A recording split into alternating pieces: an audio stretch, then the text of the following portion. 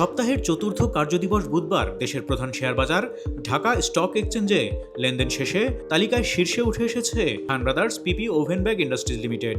কোম্পানিটির 48,57,57,000 টাকার শেয়ার লেনদেন হয়েছে। তথ্য অনুযায়ী আজ লেনদেনের তালিকায় দ্বিতীয় স্থানে ছিল সাইপ পাওয়ারটেক লিমিটেড। 30,15,59,000 টাকার শেয়ার লেনদেন হয়েছে কোম্পানিটির। 28,50,85,000 টাকার শেয়ার লেনদেন করে তালিকায় তৃতীয় স্থানে রয়েছে দ্য সিটি ব্যাংক পিএলসি। এছাড়া ডিএসইতে লেনদেনের শীর্ষ 10-এ থাকা অন্য কোম্পানিগুলোর মধ্যে রয়েছে ACME pesticide limited, BRAC bank PLC, Orion infusion limited, Taufika foods and Lovello ice cream limited, Techno drugs limited, Asiatic laboratories limited এবং কেডিএস অ্যাক্সেসরিজ লিমিটেড।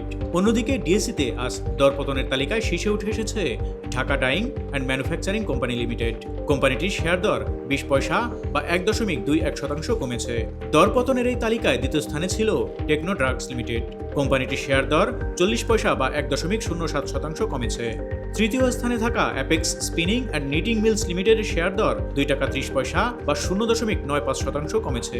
এছাড়া ডিএসইতে দরপতনের শীর্ষ 10-এ থাকা অন্য কোম্পানিগুলোর মধ্যে অ্যাপেক্স ট্যানারি 0.79%, মেঘনা পেট ইন্ডাস্ট্রিজ 0.74%, জনতা ইন্স্যুরেন্স 0.61%, সাইপ পাওয়ারটেক 0.60%, বাটাসু 0.39%, ফাইন ফুডস 0.26% এবং সেন্ট্রাল লাইফ ইন্স্যুরেন্স 0.16% কমেছে।